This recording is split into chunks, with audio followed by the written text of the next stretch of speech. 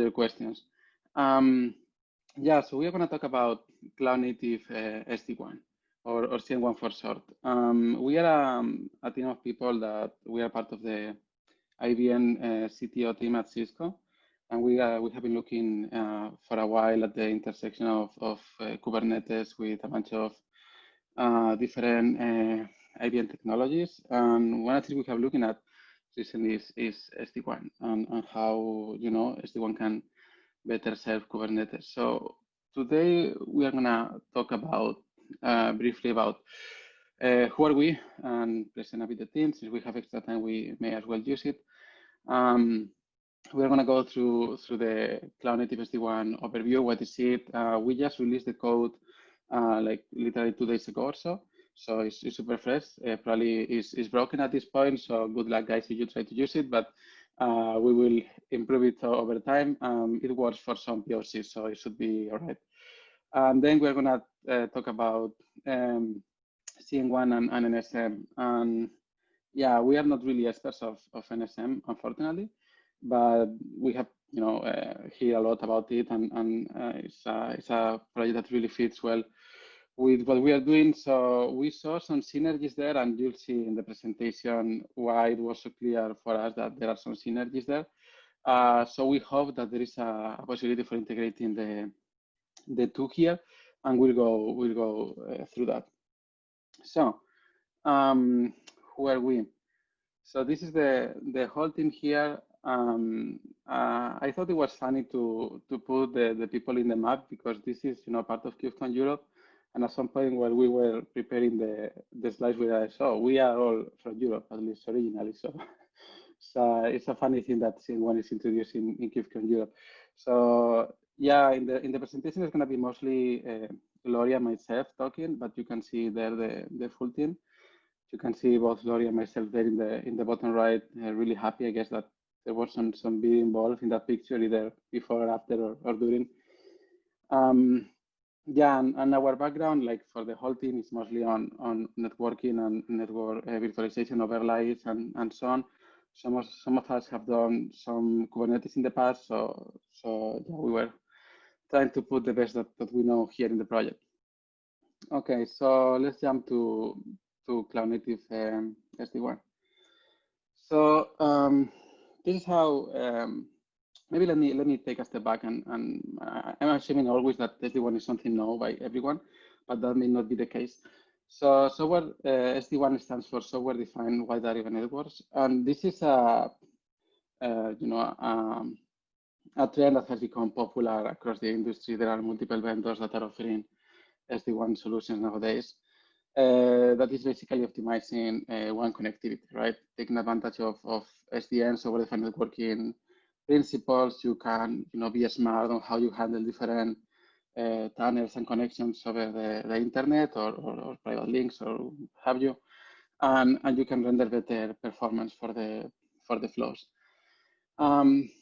Now nowadays is somewhat common, or to some extent common, to have Kubernetes clusters that are consumed by either user or other workloads that are remote, that are not right there with the cluster, right? And in some cases, the connectivity between the two goes through an SD-WAN. Even if you don't notice it because you are just connecting to the cluster, there may be some SD-WAN that the enterprise or whoever is handling the infrastructure has deployed that optimize the connectivity towards the cluster.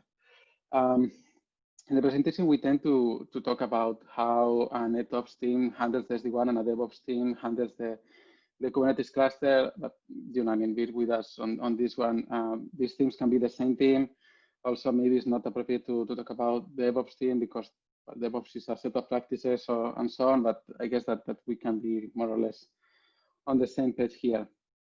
The point that we are trying to make here is that, sure, you have the two. You have SD-WAN and you have Kubernetes, and maybe the traffic for your Kubernetes workloads goes to the SD-WAN. But today the two are like ships in the night, as we say. So they are both there. They both exist. They do stuff nearby each other, but they have no idea that the other one is there. So anything that you want to do today goes through some manual integration. So people working on Kubernetes or people working on SD-WAN, they talk with each other, and and they find a way to make the things work better together. And as we know, all that manual integration is something that we all love. And Jan, apologize for the bad memes that you're going to see through the presentation. So we said, okay, why don't we do something better? Why don't we add some SD-WAN here, some CN-WAN here to the picture? And that's what this presentation is about. We want to talk to you about an integration that we have done between SD-WAN and SD-WAN in general and Kubernetes and the different components that enable it. And then how, when you have not only Kubernetes and SD-WAN, but also NSM on the picture, how CN-WAN can help there as well. Maybe something that I should mention, and I should have mentioned before, is that when we talk about this with people and they hear cloud native SD-WAN, they think that this is about an SD-WAN that is composed of cloud native pieces. I mean, it may be, it may not. What this is about really is how to make an SD-WAN, any SD-WAN, cloud native or not, aware of Kubernetes. So when we talk about cloud native SD-WAN and CN-WAN, it's all about making any SD-WAN aware of Kubernetes. So with that, let's jump into the architecture and you see what this is about. So basically, this is a bunch of magic that we have put together, but I guess that you want to get some more details. So let's go to the boring squares and diagrams and arrows and whatnot. So let's start from the beginning. You have a Kubernetes cluster running some services, and then you have an SD-WAN controller that is controlling your SD-WAN. Now, if we were to do what we do today, we will stop here, and then we let these poor guys on the left side and right side to talk with each other and try to do something about it. We are trying to do better here. So what we propose is that by annotating the YAML file on the service, and all of you in the NSM community, I'm sure that are really familiar with annotations on YAML on Kubernetes. By putting some annotation on the YAML on the service, we can specify the WAN needs for a particular service that is exposed in the Kubernetes cluster, right? And the YAML annotation is not a fixed format. We have some ideas in the code, and if you go later on to the GitHub, you'll see more or less what we use. But it's basically anything that we can understand as, okay, this service is telling us this is what it needs out of the SD-WAN, or what the service is doing and how the SD-WAN can help the service to deliver better. So the flow starts with a DevOps person putting an annotation on the YAML file, specifying some SD-WAN metadata. Now we have a component that we call the CN-WAN operator that is extracting that information out of the service. So it's constantly checking for annotation in services that have anything to do with one operation and extracting them. And once it detects some of that, it goes to a service registry and puts information there. And this can be any service registry. For instance, we have a demo in the Cisco booth about CN-WAN, and we're using Google Service Directory for that demo. But this can be, for instance, DNS, right? DNS is a good example of a general service registry. So as long as you can put this in a service registry, you should be good to go. And then from the service registry, we have another component that we call the CN-WAN reader that is getting the information. As you see, this is more on the SD-WAN side, right? So we have like components that go more on the Kubernetes side, components that go more on the SD-WAN side. So the CN-WAN reader is extracting the information from the service registry. So it's polling. I mean, you can have some PubSub model as well, but the code that we have, the initial code is just polling a given service registry and learning about services there and WAN annotations on the services. And then we have the CN-WAN adapter, and this is specific for each specific SD-WAN solution that you have. So if, for instance, you're using Cisco Viptela SD-WAN as we use in our demos, you will have an adapter that is for Viptela. If you have any other SD-WAN from other vendors, you are going to have an adapter for that SD-WAN, but the concept is generally not, and the code that we have in the adapter, we hope it should be generally not that can be adapted, and actually we're looking at having more adapters for other SD-WANs. So the CN-WAN reader passes information to the adapter and is basically telling the adapter, hey, I see that through the service registry and so on, I see that this IP and port is for a service on Kubernetes, and it has some particular SD-WAN needs or WAN needs. So please take care of that. And in general, we call the CN-WAN reader and adapter the CN-WAN adaptation layer because we see that as how you adapt this for the SD-WAN. So then what is left is that the network person is to configure the SD-WAN in the way he or she wants to, right? So that the SD-WAN does something for that kind of metadata.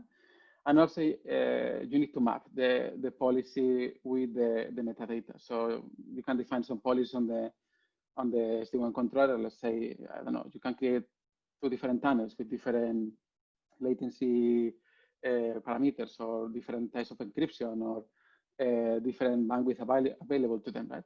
So you can create different policies, and then what you do is you tell the CN-WAN adapter, hey, when you see metadata for this particular kind of metadata, right, that you have extracted all the way from the YAML file, when you see this particular type of metadata, I want you to put this associated with the policy that I have created in the SD-WAN controller. And eventually, what the adapter is doing is configuring the controller so that the services that belong to that are tagged with that metadata can be enforced the policy that the network person has done. And that's wonderful, and it works, and we are very proud of ourselves for building this this architecture.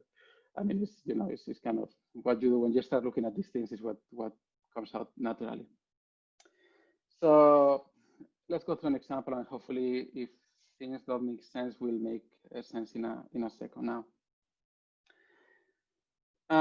Here we have the components that we just discussed with a bit more, space, because we're going to populate that with examples. So we still have the operator on the Kubernetes cluster. We have the reader and the CN-WAN adapter on the SD-WAN side, and then we have the SD-WAN controller, and then we have also the people involved in this picture. So the example that we are using is a video conference application running on Kubernetes.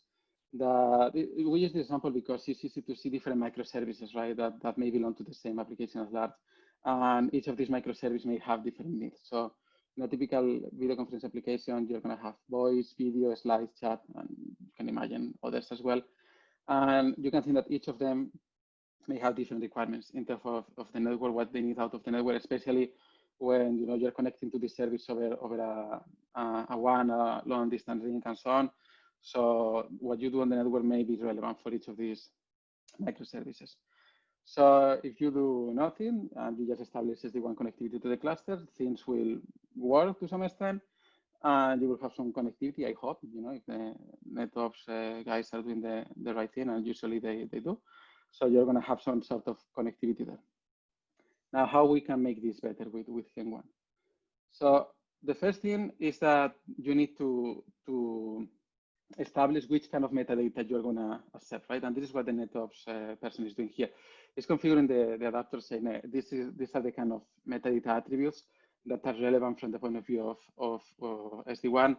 So if you annotate your services, make sure to use one of these attributes. So I know what to do with that. And the NetOps guy also populates the SD-WAN controller with different policies. And here you can see this very simplistic example just to convey the message. But the NetOps person is basically going to the SD-WAN controller, configuring 4 policies in this case, and then those policies are mapped to the metadata attributes that they are in the adapter. So you can see the policies, and these are typical SD-WAN policies, like, okay, for instance, for real-time traffic or for real-time services, I want minimum latency, and I care that you don't drop anything on the SD-WAN. And SD-WAN has features, many SD-WANs have features that can do forward error correction and so on, so they avoid dropping packets. At least they give you the illusion that they are not dropping packets, right? Or for instance, for streaming, what you care about is having a lot of bandwidth and latency, and if you have some drops, that's okay. Usually, and then for file transfer, you care about the bandwidth and having no drops. But I mean, if the thing takes a bit more time, that's why fine as well, and the best effort is best effort. So you do what you can, and then also that it gives some freedom to the NetOps administrators to allocate the flows in maybe in links that are not as well behaving as the others. So they have some room to play with. So with all this in place, now the DevOps knows what kind of labels or attributes they can use. So that's what we are doing on this part of the example here. The DevOps team is going to the application on the cluster and annotating the different microservices with these attributes, right? And you can imagine, voice is real time, video is streaming, and so on. And we are just using the real time streaming as examples. Here you can put anything. So if you want to, to say that the metadata that you care about is called something else, you put that, and you just need to configure the system so it makes sense for you. When we talk about this with people looking at deploying, CN-WAN for prototypes and POCs, usually what they tend to do is to have some defaults and then have some more specific ones.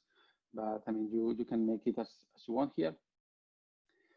Then the operator is monitoring for those attributes. So the moment you put them on the YAML files, the annotation, the operator is gonna notice. And we had a good talk about operators early on, so you got the idea what the operator is doing there.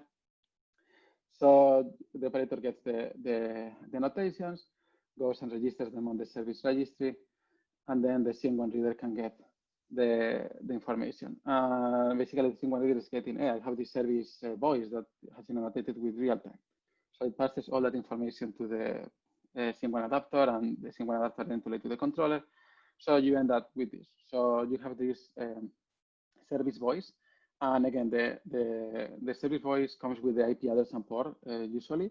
So the SD-WAN knows which packets belong to the service voice, and that they are getting from the Kubernetes cluster, right? So if the 4 microservices in the example are exposed externally, either through load balancer, node port, or whatever you want to do that, you're going to get the external IP address and port that you can get to reach these services from the side of the cluster.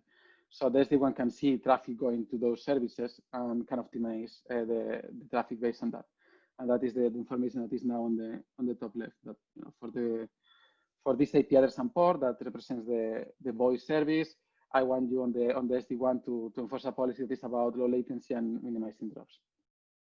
So with all that, the gray tunnels become cheerful and colorful tunnels, and life is good. So with that, we jump to the CN-WAN and NSM integration. And here we would like to pass the ball to Lori, and maybe we can share the slides through his laptop so he can also click on the animation. Can you share on your end, Lori? Yep. All right.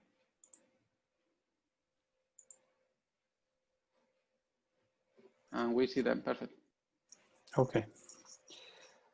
I am now going to go a little bit overview of NSM, which everyone is probably quite familiar with, and how it integrates with the CN-WAN solution that we have been worked on.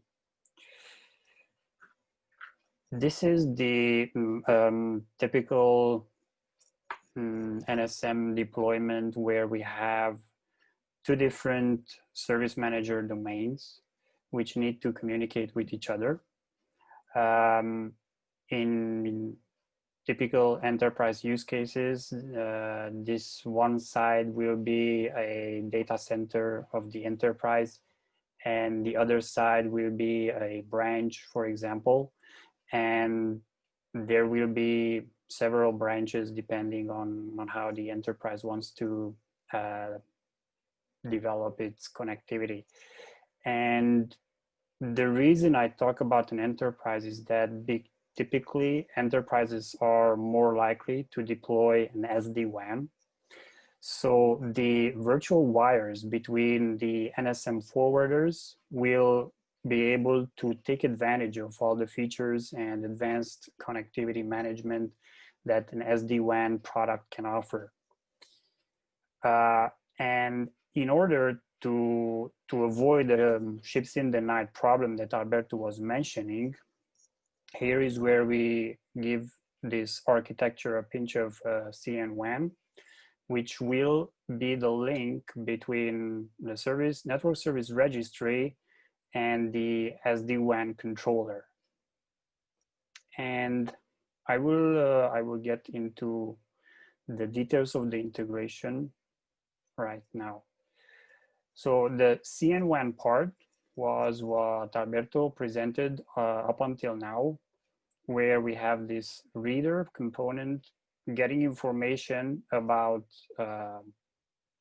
services, and an adapter that talks to an SD-WAN controller, and this adapter needs to be different and written specifically for each product separately. And this we call the CN-WAN adaptation layer. On the other side, we have a network service registry domain where we have the network service central registry and many, potentially many network service manager domains. So the link and the integration between the two will be this represented by this arrow, where the CN-WAN reader is watching changes and reading information from the network service registry.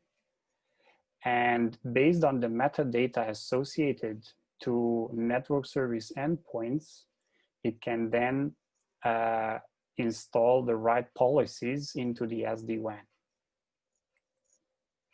So to make this a little bit more palpable, let's take an example of Telepharma Company.